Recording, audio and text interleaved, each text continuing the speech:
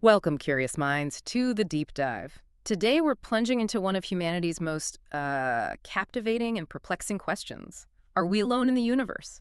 Our mission is to sift through a really compelling stack of sources. Everything from scientific studies on online communities to declassified government documents and some pretty surprising personal accounts, all to try and uncover these hidden connections between extraterrestrial phenomena, deep-seated conspiracy theories, and, well, what it all means for us right here on Earth. And we'll be exploring how these diverse pieces of information really intersect. We're looking at the latest data on, say, digital disinformation networks, but also the deepest scientific theories about advanced civilizations and how they shape our collective understanding or maybe misunderstanding of reality. Yeah, get ready for some genuine aha moments, I think. Okay, let's dive right in this grand question. From a purely scientific perspective, what's the likelihood of alien life out there? I mean, the numbers seem almost overwhelmingly in favor, don't they? Oh, absolutely. When you consider the sheer scale of the cosmos, it's truly, well, staggering. We're talking about an observable universe with an estimated 2 trillion galaxies, and just within our own Milky Way, maybe 400 billion stars. 400 billion. Wow. Yeah, and recent astronomical advances, they've led to discovering thousands of exoplanets. Many of them are actually in the habitable zone of their stars. Plus, the laws of chemistry and physics, they're uniform everywhere we look. So it strongly suggests that the process that sparked life here on Earth, well, they could absolutely be replicated elsewhere. That statistical likelihood seems to point towards life being, well, abundant, common even. But here's the paradox that really gets me. If the universe is that vast and that old, nearly 14 billion years old compared to Earth's 4.5 billion, that's ample time for civilizations to evolve. So why the silence? Why this eerie silence, as they call it? That's exactly the Fermi paradox. It's this stark contradiction, isn't it, between the high probability of alien life and the complete lack of observed evidence or any contact. The thinking goes, if intelligent civilizations were common, and even just a small fraction developed spacefaring tech, They should be everywhere by now. pretty much, they should have spread across the galaxy. Think about it. A civilization could potentially colonize an entire galaxy in maybe as little as 10,000 years, perhaps using something like self-replicating machines. 10,000 years, that's nothing on a cosmic scale. Exactly. And given that our galaxy has had, 11 billion years for this kind of thing to happen, the silence is, yeah, as you said, profound. It's deeply puzzling. So if they should be out there, what are some of the leading explanations for why we're just hearing static? Well, the main contenders are either life itself, especially intelligent life, is incredibly rare, like maybe the jump is just astronomically improbable, or perhaps civilizations tend to destroy themselves, before they reach that galaxy-spanning level. Nuclear war, climate change, AI, take your pick. Another idea is they just don't explore, which feels a bit counterintuitive, maybe. Exploration seems kind of fundamental to intelligence. Right, curiosity seems built in. Okay, so one theory that tries to explain the silence, and it's a pretty fascinating one, is the zoo hypothesis. What's the premise there? The zoo hypothesis. It suggests that advanced extraterrestrial civilizations are aware of us. They know we're here, and they're actively observing Earth, kind of like zookeepers watching animals. So we're in a cosmic zoo exhibit. In a manner of speaking, yes. The idea is they deliberately avoid contact. And the reason is to allow for our natural evolution, our sociocultural development, to proceed without outside interference, like conservationists protecting a unique habitat. That's quite a concept. Earth as a protected nature preserve. It definitely offers an answer for the silence. A neat one even, but if they're that advanced, wouldn't we see something? Some trace? I mean, even a perfectly hidden zoo probably has, like, fences or feeding trucks, metaphorically speaking. What are the holes in this idea? That's the main challenge, exactly. The total absence of detectable traces. If these super advanced civilizations exist, and they're potentially nearby, why haven't we spotted their megastructures? Or huge energy signatures? Why, like Dyson spheres or something? Precisely. Even a civilization a million years ahead might, inadvertently leave some kind of detectable presence, maybe waste heat or strange signals or artifacts. While we assume their tech would be way beyond us, the lack of any evidence, even subtle stuff, it does challenge this idea of a perfectly concealed cosmic zoo. Okay, so maybe the aliens aren't hiding in plain sight. Let's shift focus a bit closer to home, to our digital world. It turns out this fascination with aliens isn't just about staring at the stars. It actually fuels real-world stuff, like how conspiracy theories spread online. Tell us about this interesting study on resilient telegram communities. Right. This study highlighted some really compelling patterns. It found that during times of major global uncertainty, especially the COVID-19 pandemic, interest in UFOs, reptilians, that sort of thing, it surged on Brazilian Telegram. We're talking huge increases. Discussions about UFOs in the universe jumped something like 4,400%. 4,000%. Wow. Yeah, staggering. And theories about reptilians controlling things up 1,000% between 2020 and 2021. And this isn't just, quirky online chat. It shows how when people feel uncertain or distrustful, that need for answers can get channeled into these really elaborate, sometimes fantastical narratives. So is the suggestion that UFO interest, in these contexts at least, is maybe less about actual aliens and more a symptom, a way people process distrust? That's a key finding, yeah. The study showed UFO communities often act as gateways into more extreme theories. For example, UFO and universe groups sent out hundreds of direct invitations to join reptilian conspiracy groups. So they're actively linking these ideas. Actively linking them. It connects these narratives, like global control conspiracies, directly with extraterrestrial beings. There's this strong thematic overlap. It creates what the researchers called a cohesive disinformation ecosystem. UFOs, reptilians, esotericism, they're all woven together. It's not just isolated beliefs then, it's like this interconnected web. Exactly. And UFO communities amplify other conspiracies, too. They act as hubs. They connect members to topics like occultism, thousands of invites sent to those groups, and also things like the New World Order, or NO, as it's sometimes called, apocalypse narratives. It all gets centralized and spread from there. That's quite a network effect. It is. And what's also striking is how they integrate real-world events, natural disasters, earthquakes, tsunamis. They get pulled into these UFO-reptilian narratives. The idea often being that these aren't natural events at all, but planned or controlled by these hidden forces, maybe alien, maybe human cabals. Then it gets even stranger. Oh, yeah. The discussions even link things like spirituality and, get this, quantum DNA changes to extraterrestrial influence. It's all part of this single sprawling online belief system. Truly eye-opening. How did the researchers actually map this out? How did they get such a clear picture of this, well, digital ecosystem? They use a mix of methods, pretty sophisticated stuff. Network analysis was key, basically mapping the connections between groups using those invitation links. They also did time series analysis, tracking how the volume of posts and engagement surged, especially after 2020. Then content analysis, looking at word frequencies to see what themes kept popping up. And finally, they used something called the BER topic model, which is a way to automatically group huge amounts of text by topic, revealing how these seemingly separate subjects, like UFOs and, say, the New World Order, were actually being discussed together constantly. So, like, using data science to X-ray the belief network. That's a great way to put it, yeah. Seeing the invisible connections. Okay, moving beyond the online world, though clearly connected. We've seen this resurgence of mainstream interest in UFOs, too, often fueled by, surprisingly, declassified government reports. What has the government actually admitted to, and how has the language around this changed? Yeah, the shift in official language is really notable. The U.S. government has openly admitted it's been continuously studying what they now call UAPs, unidentified aerial phenomena. Right, not UFOs anymore. Not officially, no. Though the term UFO is still widely used, of course. The official programs had names like ATIP, the Advanced Aerospace Threat Identification Program, and OESVAP, Advanced Aerospace Weapons Systems Applications Program. So the terminology itself shifted: UAP, or sometimes AAV for Advanced Aerospace Vehicles, or even AAT, Anomalous Aerospace Threats. That sounds pretty serious. Threats. It implies they're taking it seriously, yes. These weren't just fringe things. Real money, real resources were spent.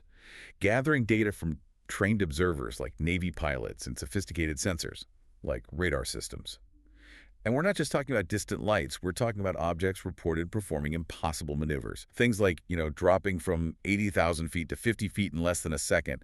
Stuff military radar apparently tracked. That's hard to explain away as weather balloons. Extremely hard. Which brings us to personal accounts, and one of the most famous, or maybe infamous, is Bob Lazar. His story's been around for decades. Highly controversial. What did he claim? Bob Lazar. Yeah, he's a central figure for many in this field. He claimed he worked back in the late 1980s at a secret base called Area S4, which he said was near Area 51. His job, he alleged, was to reverse engineer the propulsion systems of captured alien spacecraft. Reverse engineer alien tech. Okay. Specifically, he talked about the craft using a super heavy, stable element 115, as fuel. He claimed this element allowed the craft to generate intense gravity waves, essentially bending space-time around it for propulsion. Element 115 and gravity waves. That sounds pretty sci-fi. It did, especially back then. But what's interesting is Lazar claimed gravity itself was a wave. Decades later, in 2015-2016, scientists actually detected gravitational waves for the first time from colliding black holes, a major scientific confirmation. Huh. So that part, at least conceptually, lines up with later science. What else did he describe? He described watching test flights. He said the craft made these radical silent maneuvers, moving unimpeded by the atmosphere, darting around like, his analogy was like a laser pointer. And interestingly, those descriptions sound remarkably similar to what Navy pilots like Commander David Fravor reported seeing decades later, the Tic Tac UAP, making impossible movements. And there were attempts to discredit him, right? His background. That's a huge part of the story, yes. Lazar claims his past records, university degrees, employment records from Los Alamos National Lab, even his birth certificate were systematically erased. Many see this as a deliberate effort to make him look like a fraud, to undermine his claims. The plot thickens. Any other corroborating threads? Well, there's the Wilson memo, or Wilson-Davis documents. These are notes allegedly taken by Dr. Eric Davis after a meeting in 2002 with Admiral Thomas Wilson. In these notes, Wilson apparently describes being denied access to a secret UFO program run by private aerospace contractors who were supposedly holding non-terrestrial materials. It suggests a deeply hidden program may be reactivated periodically, which kind of aligns with the secrecy Lazar described. Private industry holding alien tech. That's the allegation in the memo. And Lazar also had this interesting idea that some of the craft weren't recent crashes, but were actually recovered from archaeological digs, implying they could be ancient. Ancient alien craft dug up. Okay, if any of this, Lazar's story, the Wilson memo, the government programs, if even a fraction is true, why the intense secrecy? It seems almost counterproductive. Why hide something so profound? That's the billion-dollar question, isn't it? There are several arguments put forward for the secrecy. One is straightforward national security, fear of panic, societal breakdown if the news just drops suddenly, maybe fear of how other nations might react. Mass panic. Okay, I can see that argument. Another is that maybe the government or whoever holds the tech simply doesn't fully understand it. The analogy sometimes used is like giving Victorian-era scholars a nuclear reactor. They know it's powerful, but they don't grasp the physics. So what do you reveal? Hard to have a press conference about something you can't explain. Exactly. And from a purely military standpoint, even if there's only a tiny, say, 1% chance this represents a potential threat, an invasion scenario, however unlikely, they feel obligated to plan for it. And secrecy is part of that strategic calculation. But the counter-argument must be strong, too. Transparency. Very strong. Many argue, America can handle the truth, that the public deserves to know, especially if public funds were ever involved. And there's the concern that this level of secrecy, outside normal oversight, inevitably risks corruption or misuse. It bypasses the democratic process. It's a massive ethical and political dilemma. Let's shift focus again, maybe go back in time a bit. The Betty and Barney Hill abduction case from 1961. This one really seemed to cement the whole alien abduction narrative in the public mind. What happened there? What evidence came out? Yes, the Hill case is absolutely foundational in modern UFO lore. Betty and Barney Hill, an interracial couple from New Hampshire, which was notable in itself at the time, they reported encountering a strange, silent, cigar-shaped craft while driving home late one night. They saw humanoid figures looking at them through binoculars. Okay, a close encounter. And then they experienced missing time.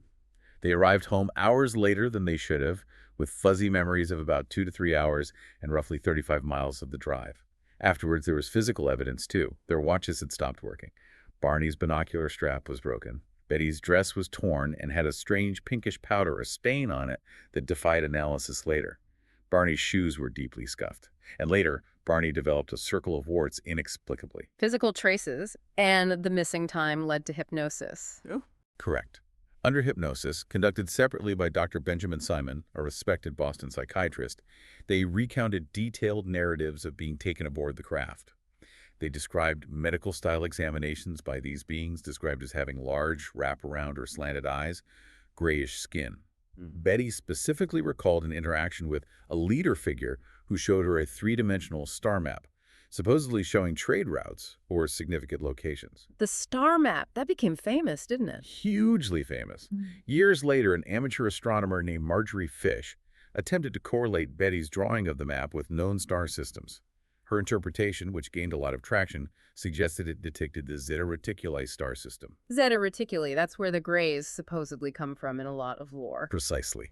Now, Dr. Simon, the psychiatrist, he remained skeptical. His hypothesis was that the abduction narrative was essentially a shared fantasy or dream, triggered perhaps by an actual but misidentified sighting of maybe an aircraft or satellite, combined with Betty's anxieties and vivid dreams she had after the event, and then unconsciously elaborated upon under hypnosis. So he thought it was psychological.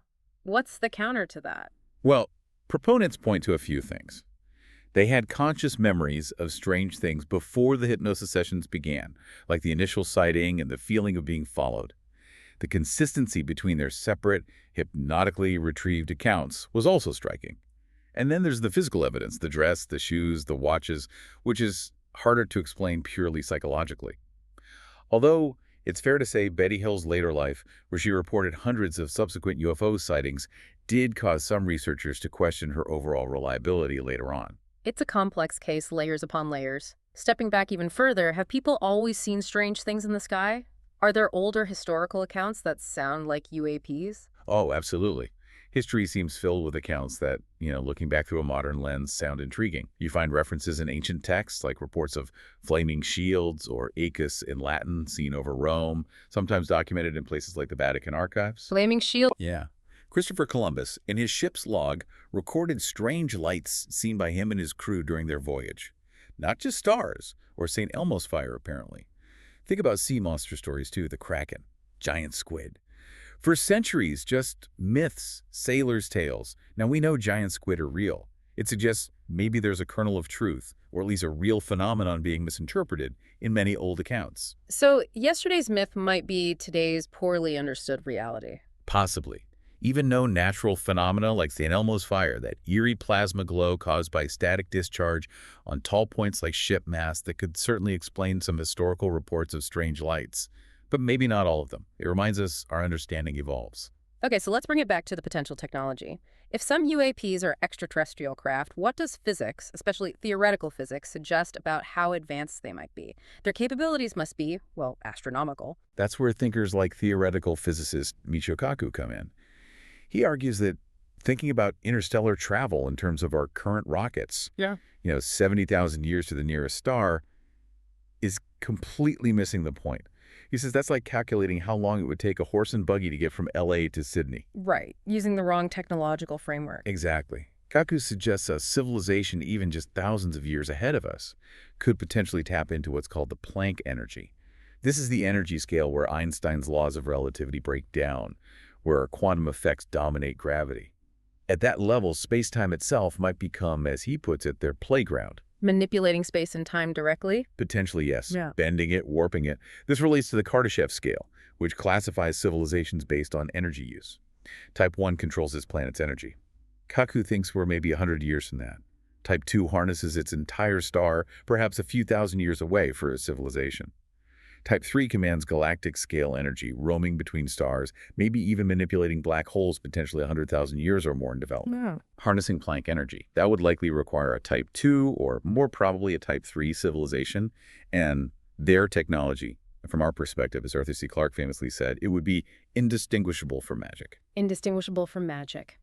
That leads to some really profound thoughts, doesn't it?